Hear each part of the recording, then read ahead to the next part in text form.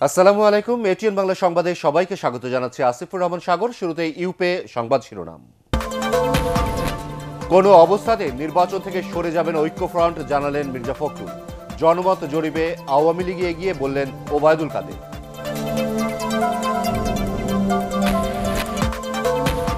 কর্মসংস্থান ও গ্রামীণ অবকাঠামো উন্নয়ন সহ বেশ কিছু চমক নিয়ে চূড়ান্ত হচ্ছে আওয়ামী লীগের নির্বাচনী ইশতেহার।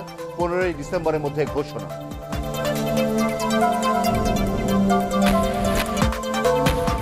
মহাজোট থেকে আরো বেশি আসন ছাড় পাওয়ার প্রত্যাশা করছে জাতীয় পার্টি। আলোচনা চলছে, বললেন জাপা মহাসচিব।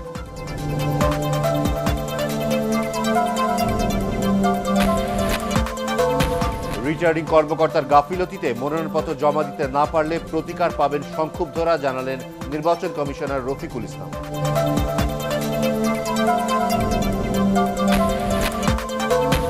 এবং ওয়েস্ট ইন্ডিজের বিপক্ষে দ্বিতীয় টেস্টের প্রথম দিন শেষে বাংলাদেশের সংগ্রহ 5 উইকেটে 259 রান, সাদমান ও সাকিবের হাফ সেঞ্চুরি।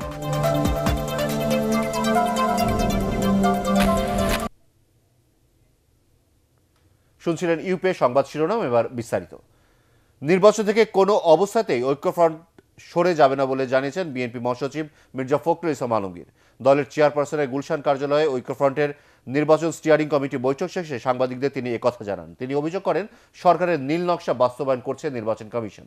আগামীকাল বিকেল 3টায় জাতীয় প্রেস ক্লাবে এসব নিয়ে ঐক্যফ্রন্টের শীর্ষ নেতা ডক্টর কামাল হোসেন সংবাদ সম্মেলন করবেন বলেও জানান মির্জা ফখরুল।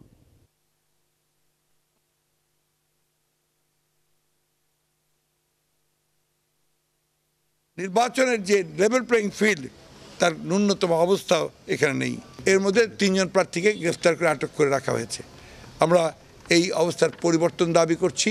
অন্যথায় এই নির্বাচনের যে অবস্থা তৈরি হচ্ছে, তার সকল দায় দায়িত্ব কিন্তু সরকারকে, নির্বাচন কমিশনকেই বহন করতে হবে। জাতীয় ঐক্যফ্রন্ট যে কোনো অবস্থাতেই তার নির্বাচনে থাকবে এবং জনগণের অধিকারকে, ভোটের অধিকারকে ফিরিয়ে আনার জন্যে, তার অধিকার প্রতিষ্ঠা করবার জন্য ঐক্যবদ্ধভাবেই তারা আন্দোলন করবে। এর আগে সংবাদ সম্মেলনে বিএনপি মহাসচিব মির্জা ফখরুল ইসলাম আলমগীর অভিযোগ করেন, নির্বাচনের আগে গ্রেপ্তার, হয়রানির মাধ্যমে সংঘাতময় পরিস্থিতির সৃষ্টি করছে সরকার। অন্যদিকে জাতীয় প্রেস ক্লাবে এক আলোচনা সভায় ঐক্যফ্রন্ট নেতা ডাক্তার জাফরুল্লাহ চৌধুরী বলেন, অস্তিত্বের স্বার্থেই জামায়াতে ইসলামীকে নিজেদের অতীত কর্মকাণ্ডের জন্য জাতির কাছে ক্ষমা চাইতে হবে। কামরুজ্জামান রাজীবের রিপোর্ট। যাই হোক, চেয়ারপারসনের গুলশান কার্যালয়ে সংবাদ সম্মেলনে বিএনপি মহাসচিব মির্জা ফখরুল ইসলাম আলমগীর অভিযোগ করেন, সুষ্ঠু নির্বাচন হলে ভরাডুবির আশঙ্কায় নানা প্রতিকূলতা তৈরি করছে ক্ষমতাসীনরা।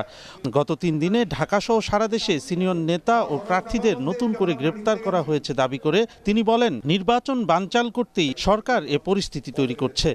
আমাদের যারা প্রার্থী তাদেরকে গ্রেফতার করা হয়েছে, অপহরণ করা হয়েছে, তাদেরকে গুম করা হয়েছে। স্বাভাবিকভাবেই জনমনের প্রশ্ন এসে গিয়েছে যে নির্বাচন হবে কিনা।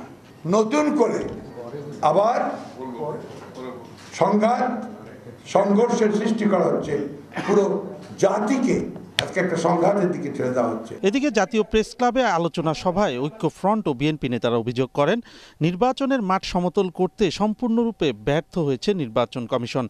ইসি তার ক্ষমতা প্রয়োগ না করে সরকারের এজেন্ডা বাস্তবায়নে তৎপর। সারা বাংলাদেশে ধানের শীষের জোয়ার উঠেছে। এই জোয়ার তারা সামলাতে পারবে না যদি সে সাধারণ মানুষ তাদের ভোটটা প্রয়োগ করতে পারে। এ সময় জোট বা ঐক্যফ্রন্টে কোনো বিভেদ নেই উল্লেখ করে জামাত প্রসঙ্গে ঐক্যফ্রন্ট নেতা জাফরুল্লাহ চৌধুরী বলেন, অতীত কার্যকলাপের জন্য ক্ষমা চেয়ে জামাতকেও মুক্তিযুদ্ধের চেতনার পক্ষে থাকার ঘোষণা দিতে হবে। আজকে প্রশ্ন উঠেছে জামাত ইসলামী নিয়ে। তার সদস্যরা ধানের শীষ নিয়ে যে আন্দোলন, এটা বুদ্ধিমত্তার পরিচয় দিচ্ছে। জামাত ইসলামের সদস্যদের উচিত হবে জাতির কাছে ক্ষমা চাওয়া, তার নিজের জন্য না, তার পিতার জন্য, তাদের অতীতের জন্য। তাতে জাতির মঙ্গল হবে, জাতির দেশের মঙ্গল হবে, দেশের রাজনীতির গতিটা একটু পরিশ্রুত হবে। আন্দোলনের মাধ্যমে লেভেল প্লেইং ফিল্ড আদায় করে ভোট বিপ্লব ঘটানো হবে বলেও মন্তব্য করেন ঐক্যফ্রন্ট ও বিএনপি নেতারা। কামরুজ্জামান রাজীব, এটিএন বাংলা, ঢাকা।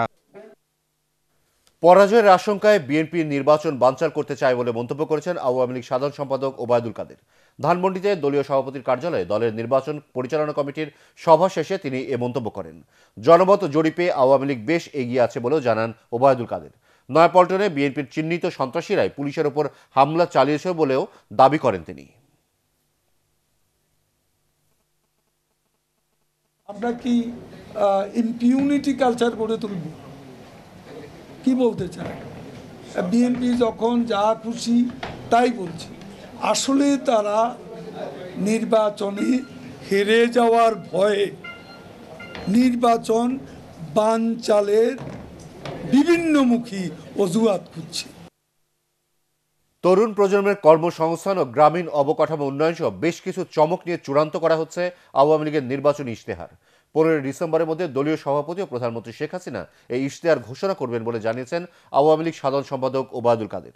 ধানমন্ডিতে দলীয় সভাপতির রাজনৈতিক কার্যালয়ে সংবাদ সম্মেলনে তিনি অভিযোগ করেন, জঙ্গি ও যুদ্ধাপরাধীদের দোসর বলেই সাম্প্রদায়িকতায় বিশ্বাসীদের মনোনয়ন দিয়েছে বিএনপি। বিস্তারিত জানাচ্ছেন শেখ নাজমুল হক সৈকত।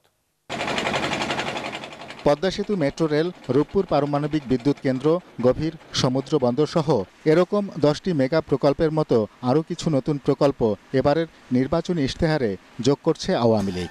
দলের সাধারণ সম্পাদক ওবায়দুল কাদের জানান, এবার গ্রামের উন্নয়নের উপর বেশি জোর দেয়া হয়েছে। 15 তারিখের মধ্যেই প্রধানমন্ত্রী শেখ হাসিনা আমাদের দলের ইশতেহার প্রকাশ করবেন। এমআরটি লাইন 1 and 5-এ পাতাল রেলের ব্যবস্থা আছে। 13 কিলোমিটার হচ্ছে এমআরটি লাইন 5। নেক্সট যে এমআরটি লাইনটা ঢাকা হবে, পূর্বাচল পর্যন্ত চলে যাবে। এত বছর ক্ষমতায় ছিল বিএনপির মতো দল, কিন্তু একটা মেগা প্রজেক্টও বাংলাদেশে নেই যেটা দৃশ্যমান হতে পারে। প্রায় 40 জন মুক্তিযোদ্ধা, 50 জন নতুন মুখ ও 17 জন ব্যবসায়ী আওয়ামী লীগের প্রার্থী তালিকায় স্থান পেতে পারে বলেও জানান ওবায়দুল কাদের। যুদ্ধাপরাধীদের পরিবারের সদস্য ও জঙ্গিদের ধানের শীষ প্রতীক তুলে দিয়ে বিএনপি আবারও নিজেদের সাম্প্রদায়িক দল হিসেবে প্রমাণ করল বলে মন্তব্য করেন তিনি। জামাত আর বিএনপির মধ্যে কোনো পার্থক্য আমি খুঁজে পাই না। জামাত সাম্প্রদায়িক দল, বিএনপিও সাম্প্রদায়িক দল। দুই সাম্প্রদায়িক শক্তি নামে ভিন্ন, কাজে এক। তাদের আদর্শে কোনো পার্থক্য নেই। প্রায় 1 ঘন্টার বক্তব্যে আওয়ামী লীগ সাধারণ সম্পাদক জানান, জোট মহাজোটে যে ক্ষোভ অসন্তোষ রয়েছে তা প্রশমন করে শিগগিরই মহাজোটের চূড়ান্ত তালিকা ঘোষণা করা হবে। শেখ নাজমুল হক সৈকত, এটিএন বাংলা, ঢাকা। জাতীয় নির্বাচনকে ঘিরে 14 দলের মধ্যে আস্থার বিচ্যুতি ঘটলে নৌকার পরাজয় হবে বলে আশঙ্কা করছেন জোটের মুখপাত্র স্বাস্থ্যমন্ত্রী মোহাম্মদ নাসিম। এজন্য জোট নেতাদের ঐক্য ধরে রাখার আহ্বান জানান তিনি।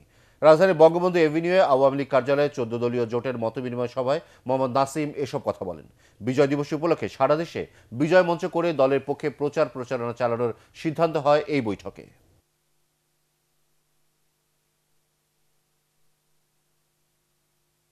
আমরা চাই সবাই আমরা একসঙ্গে আসুন, একসঙ্গে আমরা কাজ করি। আমাদের যে কোনো বিচ্যুতি আমাদেরকে পরাজয়ের দিকে নিয়ে যেতে পারে, কিন্তু মনে রাখবেন আমরা কি পেলাম না সেটা বড় কথা না। মহাজোট থেকে আরো বেশি আসন পাওয়ার প্রত্যাশা করছে জাতীয় পার্টি। দলটির দায়িত্বশীল সূত্র বলছে, দলের পক্ষ থেকে দেয়া 110টি আসনের তালিকার মধ্যে এখন পর্যন্ত অন্তত 40টিতে মহাজোটের ছাড় পাওয়া গেছে। তবে জাপা মহাসচিব রুহুল আমিন হাওলাদার জানিয়েছেন, জোটের আসন বন্টন নিয়ে এখনও আলোচনা চলছে। হুমায়ুন চিস্তির রিপোর্ট। একাদশ জাতীয় সংসদ নির্বাচনে মহাজোটে থেকে নির্বাচনের ঘোষণা দেওয়ার পর 100 আসনের দাবি করে জাতীয় পার্টি। কয়েকদিন আগে 110টি আসনের তালিকা করা হয় জাতীয় পার্টির পক্ষ থেকে। তবে শেষ পর্যন্ত তাদেরকে 40 থেকে 45টি আসন দেয়া হতে পারে বলে জানা গেছে। জাপা মহাসচিব রুহুল আমিন হাওলাদার জানিয়েছেন, আসন বন্টন নিয়ে এখনও আলোচনা চলছে। শেষ পর্যন্ত তাদের প্রত্যাশিত আসন পাবেন বলেও আশা করছে তার দল। আমাদের প্রত্যাশা 100ই, কিন্তু যেহেতু আমরা মহাজোটে অংশগ্রহণ করেছি, সেখানে একটা তাদের সীমাবদ্ধতা আছে বা তাদের দৃষ্টিভঙ্গি আছে। তবে আমাদের যে ন্যায়সঙ্গত দাবি সেটা তারা দেখবেন, এটাও কিন্তু আশা করি। 14 দলীয় জোটের প্রধান মাননীয় প্রধানমন্ত্রী তিনি এই বিষয়গুলো সক্রিয়ভাবে দেখছেন। তারা যদি কোথাও আমাদেরকে একটু ছাড় দিতে পারেন, নিশ্চয়ই দেবেন, এই বিশ্বাস আমাদের আছে। তবে সেজন্য বিষয়গুলো বারবার আলোচনায় আসছে, পুনর্বিবেচনায় আসছে। এদিকে দলের মনোনয়ন ঘোষণার পর থেকেই অসন্তোষ শুরু হয়েছে জাতীয় পার্টিতে। এরই মধ্যে বেশ কয়েকজন গুরুত্বপূর্ণ নেতা দলও ছেড়েছেন। মনোনয়ন বাণিজ্যের অভিযোগও তুলেছেন কেউ কেউ। তাদের বিরুদ্ধে দলীয় শৃঙ্খলা ভাঙার অভিযোগে ব্যবস্থা নেওয়া হবে বলে জানান জাপা মহাসচিব। শৃঙ্খলা ভঙ্গ যদি করে, সীমা লঙ্ঘন করে, যেটা ধারণ করা দলের পক্ষে সম্ভব নয়, দলীয় নেতৃবৃন্দ বা পার্টির চেয়ারম্যান তিনি অবশ্যই সেই বিষয়টি নিয়ে চিন্তা করে যথাযথ ব্যবস্থা গ্রহণ করবেন। কয়েকদিনের মধ্যেই দলের নির্বাচনী ইশতেহার ঘোষণা করা হবে বলে জানান রুহুল আমিন হাওলাদার। হুমায়ুন চিস্তি, এটিএন বাংলা, ঢাকা। রিটার্নিং কর্মকর্তার গাফিলতির অভিযোগে মনোনয়নপত্র জমা দিতে না পারলে সংক্ষুব্ধরা নির্বাচন কমিশন বা আদালতের প্রতিকার চাইতে পারবেন বলে জানিয়েছেন নির্বাচন কমিশনার রফিকুল ইসলাম। কমিশন সচিবালয়ে সাংবাদিকদের তিনি বলেন, আইন শৃঙ্খলা বাহিনী সহ প্রশাসনের কোনো কর্মকর্তার বিরুদ্ধে পক্ষপাতের সুনির্দিষ্ট অভিযোগ উঠলেও দ্রুত ব্যবস্থা নেওয়া হবে। একরামুল হক সায়েমের রিপোর্ট। উৎসব আমেজের মধ্যেই বুধবার সারা দেশে ৩০০ সংসদীয় আসনের জন্য ৩,০৬৫ জন প্রার্থী মনোনয়নপত্র জমা দিয়েছেন। স্বতন্ত্র সহ নিবন্ধিত সব রাজনৈতিক দলের বিপুল সংখ্যক প্রার্থীর অংশগ্রহণকে রেকর্ড সংখ্যক বলছে ইসি। তবে এর মধ্যে রিটার্নিং কর্মকর্তার অবহেলায় কোথাও কোথাও মনোনয়নপত্র জমা দিতে না পারার অভিযোগও রয়েছে। এ বিষয়ে কথা বলেন নির্বাচন কমিশনার রফিকুল ইসলাম। সুযোগ আছে, যদি সত্যি হয়ে থাকে তাহলে পরে ওনার দুটো রাস্তায় খোলা, আমাদের কাছেও আসতে পারেন, উনি কিন্তু আদালতের কাছেও যেতে পারেন। আদালত আপনারা জানেন কি যে আদালত যদি মনে করেন, সন্তুষ্ট হন, তারপরে ওনারা যেতে পারেন। এই ইভেন ইলেকশনের কয়েকদিন আগেও হতেছে, ওনারা মনোনয়নপত্র জমা নিয়ে তাকে প্রতীক বরাদ্দ দিয়ে নির্বাচন করার আইনগত অধিকার দিতে পারেন। পুলিশ প্রশাসনের ৯২ জন সহ বিভিন্ন পর্যায়ের কর্মকর্তাদের প্রত্যাহারে বিএনপি যে দাবি করেছে সে বিষয়েও কমিশনের অবস্থান তুলে ধরেন তিনি। হুট করে হতেছে, আপনি আজকে আমাকে একটা কাগজ ধরা দিয়ে বললেন খেসে ব্যবস্থা নেন, আর আমি হতেছি আর কয়েক মিনিট পরে হতেছে আমি একটা আদেশ জারি করে দিলাম। একটা প্রক্রিয়া ছাড়া তো এটা করা সম্ভব নয়। এটা কিছু যেখানে আমরা সন্তুষ্ট হয়েছে আমরা সেগুলোকে দেখেছি, ব্যবস্থা নিয়েছি। যেগুলো আমাদের কাছে যথাযথ বলে প্রমাণিত হয় নাই সেগুলোকে আমরা রেখে দিয়েছি, এবং যেগুলো আরো একটু ভালো করে খতিয়ে দেখা দরকার সেগুলোকে আমরা এখনো খতিয়ে দেখতেছি। নির্বাচন কমিশনার আরও জানান, গণভবনে ১৫০ শতাধিক সাবেক সেনা কর্মকর্তার সমর্থন জানানো সহ এই ধরনের অনুষ্ঠান আচরণবিধি লঙ্ঘন নয়। তবে গণভবন ও বঙ্গভবন ব্যবহার করে নির্বাচনী প্রচারণা চালানো যাবে না। নেতৃত্বের প্রতি সমর্থন দিয়েছেন, এখানে আমি ব্যক্তিগতভাবে যতটুকু আচরণবিধি মালা বুঝি তাতে আমার কাছে মনে হতেছে না এটা কোনো জায়গায় কোনো ধরনের লঙ্ঘন হতে পারে। প্রচারণা তো চালালে অবশ্যই ভঙ্গ হবে, আমরা তখন ব্যবস্থা নেব। তিনি বলেন, নির্বাচন কর্মকর্তাদের পেশাদারিত্ব ও রাজনৈতিক দলগুলোর দায়িত্বশীল ভূমিকাই এখন প্রত্যাশিত অংশগ্রহণ ও গ্রহণযোগ্য নির্বাচন অনুষ্ঠানে বড় চ্যালেঞ্জ। ইকরামুল হক সায়েম, এটিএন বাংলা, ঢাকা। এবার বার্জার পেইন্টস ভোটের হাওয়া।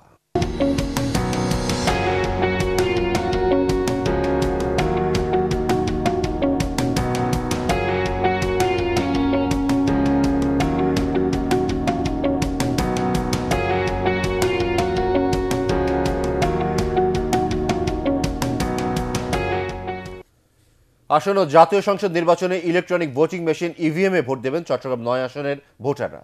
এ জেলায় এবারই প্রথম ইভিএম ব্যবহার করা হচ্ছে।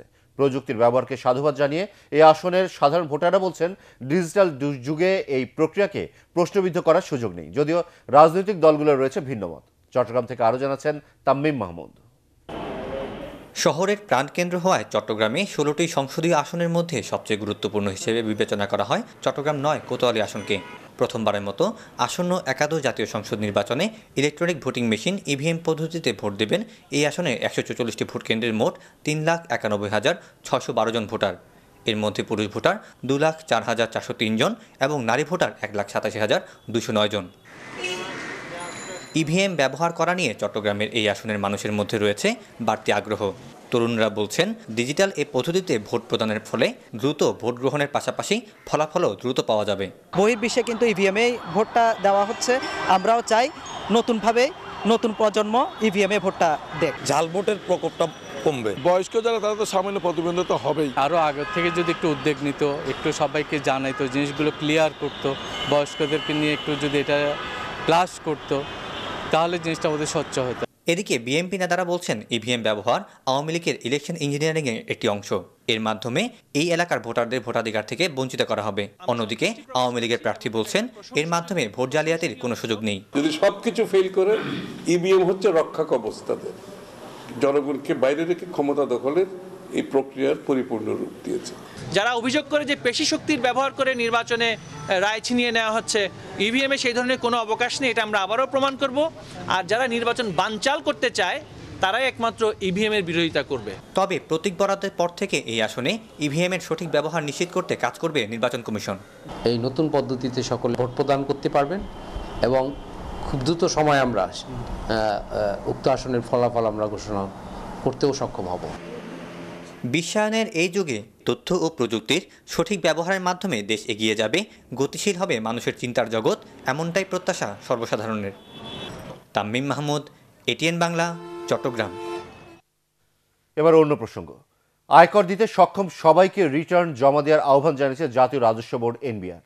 রাজধানীতে আয়কর দিবসের উদ্বোধন শেষে এই আহ্বান জানান আয়কর কর্মকর্তারা। দেশ বরেণ্য শিল্পী, সাহিত্যিক, লেখক, অভিনেতা ও ক্রীড়াবিদরা আয়কর দিবসের এই অনুষ্ঠানে যোগ দিয়ে সাধারণ মানুষকে আয়কর দিতে উৎসাহ যোগান। এছাড়া পূর্ব ঘোষণা অনুযায়ী শুক্রবারও রিটার্ন জমার জন্য খোলা ছিল কর কার্যালয়গুলো। ছুটির দিন হলেও মানুষের উপস্থিতি ছিল কম। আয়কর সংক্রান্ত সব ধরনের সেবা দিতে শনি ও রোববারও কাজ করবে করাঞ্চলগুলো।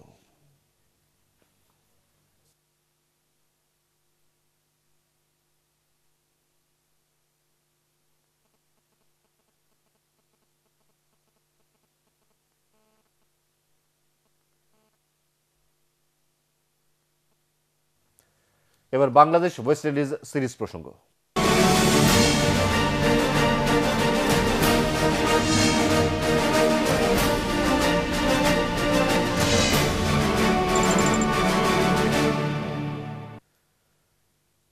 সাদমান ও সাকিবের 50-তে মিরপুরে ওয়েস্ট ইন্ডিজের বিপক্ষে দ্বিতীয় শেষ টেস্টের প্রথম দিন শেষে স্বস্তিতে বাংলাদেশ। টস জিতে আগে ব্যাট করতে নেমে 5 উইকেটে 259 নিয়ে দিনের খেলা শেষ করেছে স্বাগতিকরা। সকালে অভিষিক্ত সাদমান ইসলামকে নিয়ে ওপেনিংয়ে 42 রানে জুটি করেন সৌম্য সরকার। ব্যক্তিগত 19 রানে ফেরেন সৌম্য। এরপর স্কোরবোর্ডে 45 রান যোগ করে মধ্যাহ্ন বিরতির আগ মুহূর্তে সহজ ক্যাচ দিয়ে আউট হন মুমিনুল। বিরতির পর ক্যারিয়ারের প্রথম টেস্ট ইনিংসেই 50 তুলে নেন সাদমান। তবে দলীয় 151 রানে মোহাম্মদ মিথুন আর 161 রানে সাদমান আউট হলে কিছুটা চাপে পড়ে স্বাগতিকরা। 76 রান করে দেবেন্দ্র বিশুর বলে প্যাভিলিয়নে ফেরেন টাইগার ওপেনার। অভিজ্ঞ মুশফিকুর রহিম দলীয় 190 রানে আউট হলে চাপ আরও বেড়ে যায়। তবে ষষ্ঠ উইকেটে 69 রানের অবিচ্ছেদ্য জুটিতে দলকে স্বস্তি এনে দেন অধিনায়ক সাকিব আল হাসান এবং মাহমুদুল্লাহ রিয়াদ। ক্যারিয়ারের 25তম হাফ সেঞ্চুরি তুলে 55 রানে অপরাজিত আছেন সাকিব। 31 রান নিয়ে দ্বিতীয় দিনে ব্যাটিংয়ে নামবেন Riyad.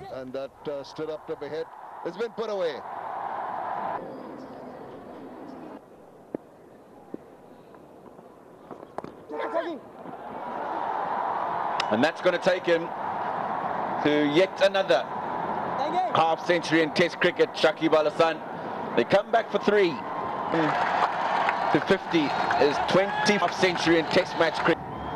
His 24 Test match 50. Bangabandhu Sheikh Mujibur Rahman Memorial ট্রাস্টের নিয়মিত সাধারণ সভা অনুষ্ঠিত হয়েছে।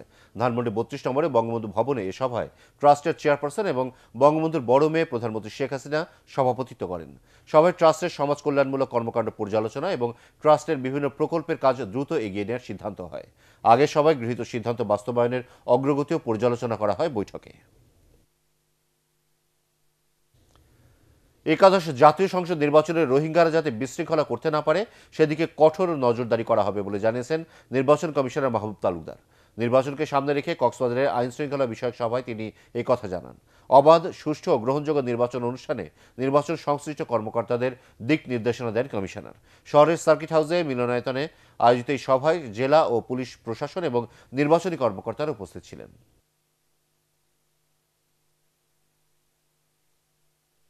পালিত হল ঢাকা উত্তর সিটি কর্পোরেশনের সাবেক মেয়র আনিসুল হকের প্রথম মৃত্যুবার্ষিকী।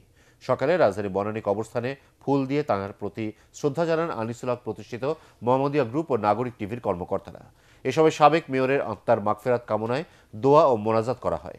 এছাড়া বাদ আসর গুলশান আজাদ মসজিদে মিলাদ ও দোয়া মাহফিলের আয়োজন করা হয়।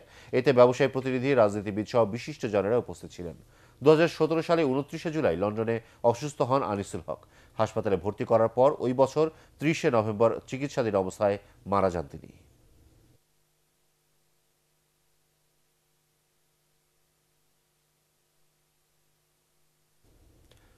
দেশ আজ শিক্ষার আলোয় আলোকিত। এই ধারাবাহিকতা অব্যাহত রাখতে শিক্ষকদের আহ্বান জানিয়েছেন জাতীয় সংসদের হুইপ ইকবালুর রহিম। দিনাজপুরে স্কুল ও মাদ্রাসা শিক্ষকদের আয়োজনে মত বিনিময় সভায় তিনি এই আহ্বান জানান। দিনাজপুর সদর 3 আসনের উন্নয়ন ও অগ্রগতির ধারাবাহিকতা অব্যাহত রাখার আহ্বানও জানান তিনি। দিনাজপুর জেলা আওয়ামী লীগের সাধারণ সম্পাদক ও জেলা পরিষদের চেয়ারম্যান আজিজুল ইমাম চৌধুরী এ সময় অন্যান্যের মধ্যে উপস্থিত ছিলেন। এবার আল আরাফা ইসলামী ব্যাংক অর্থ সংবাদ।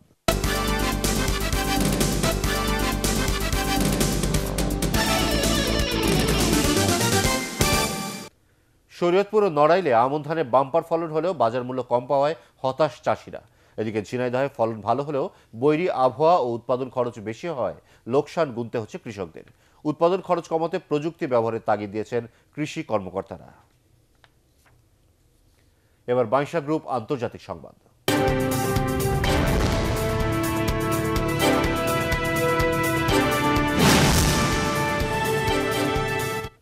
ঋণ মওকুফের দাবিতে নয়াদিল্লিতে লোকসভা অভিমুখে পদযাত্রা করেছে ভারতের কয়েক লাখ কৃষক।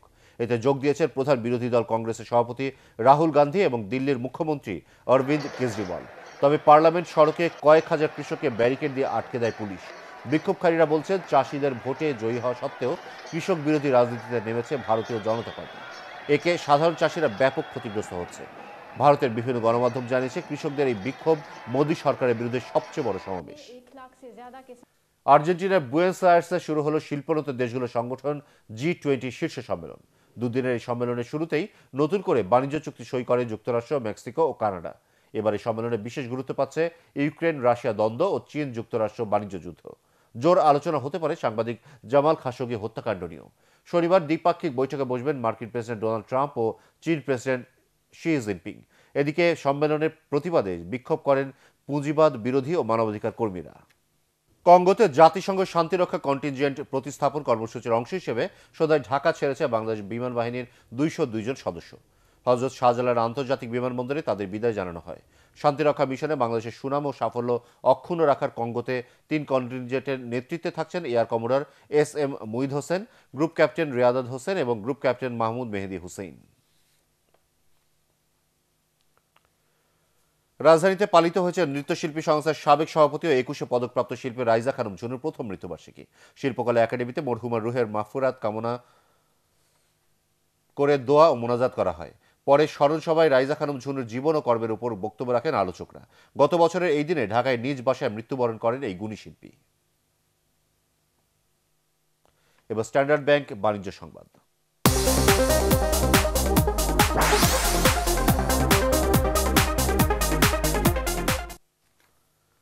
মুন্সিগঞ্জে বিনামূল্যে চিকিৎসা সেবা দিল যমুনা ব্যাংক ফাউন্ডেশন। শহরের সরকারি টেকনিক্যাল স্কুল ও কলেজ মাঠে দিনব্যাপী এই মেডিকেল ক্যাম্পের উদ্বোধন করেন ব্যাংক ফাউন্ডেশনের চেয়ারম্যান নূর মোহাম্মদ। অনুষ্ঠানে ব্যাংকের ব্যবস্থাপনা পরিচালক ও সিইও শফিকুল আলম, ব্যাংকের পরিচালক ইসমাইল হোসেন সিরাজি এবং অতিরিক্ত ব্যবস্থাপনা পরিচালক মির্জা ইলিয়াস উদ্দিন আহমেদ সহ ব্যাংকের ঊর্ধ্বতন কর্মকর্তারা উপস্থিত ছিলেন। মেডিকেল ক্যাম্পে 4,500 রোগীকে চিকিৎসা সেবা দেওয়া হয়। পরে শীতার্তদের মাঝে বিতরণ করা হয় গরম কাপড়। এবার পার্টেক্স খেলার খবর।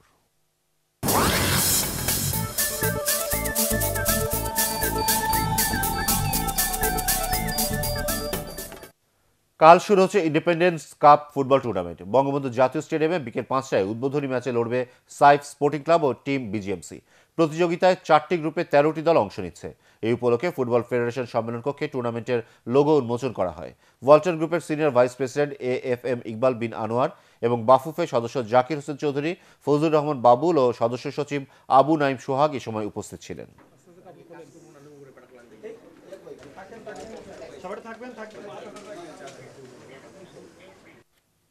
SIBL বিজয় দিবস হকি প্রতিযোগিতার উদ্বোধনী খেলায় বিকেএসপির বিরুদ্ধে বড় জয় পেয়েছে বাংলাদেশ সেনাবাহিনী। মাওলানা ভাসানী হকি স্টেডিয়ামে দিনের প্রথম ম্যাচে খেলার প্রথমার্ধে 2-0 গোলে এগিয়ে যায় তারা। দ্বিতীয়ার্ধে আরেকটি গোল করলে 3-0 ব্যবধানে জয় নিয়ে মাঠ ছাড়ে সেনাবাহিনী।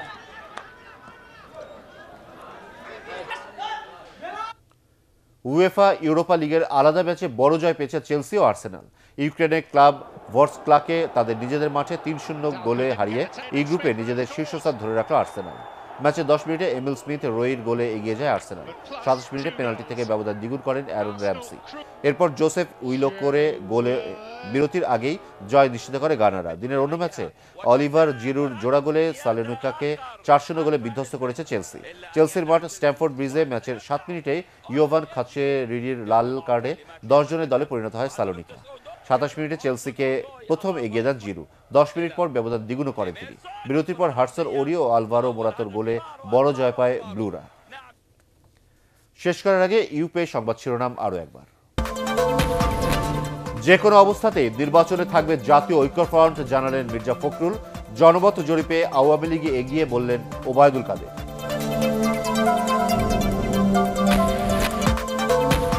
কর্মসংস্থান ও গ্রামীণ অবকাঠামো উন্নয়ন সহ বেশ কিছু চমক নিয়ে চূড়ান্ত হচ্ছে আওয়ামী লীগের নির্বাচনী ইশতেহার। 15 ডিসেম্বরের মধ্যে ঘোষণা।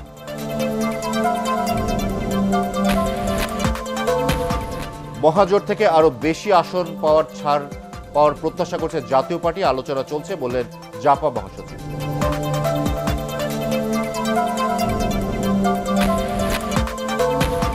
রিটার্নিং কর্মকর্তার গাফিলতিতে মনোনয়নপত্র জমা দিতে না পারলে প্রতিকার পাবেন সংক্ষুব্ধরা, জানালেন নির্বাচন কমিশনার রফিকুল ইসলাম।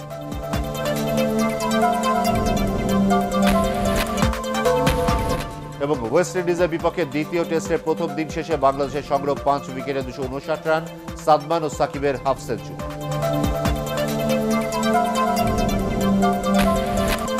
পরবর্তী সংবাদ দেখার আমন্ত্রণ জানিয়ে এখনকার মতো শেষ করছি। এটিএন বাংলা সংবাদ ইউটিউবে দেখতে ব্রাউজ করুন www.youtube.com/ATNTubeNews। সাবস্ক্রাইব করে থাকুন এটিএন বাংলা।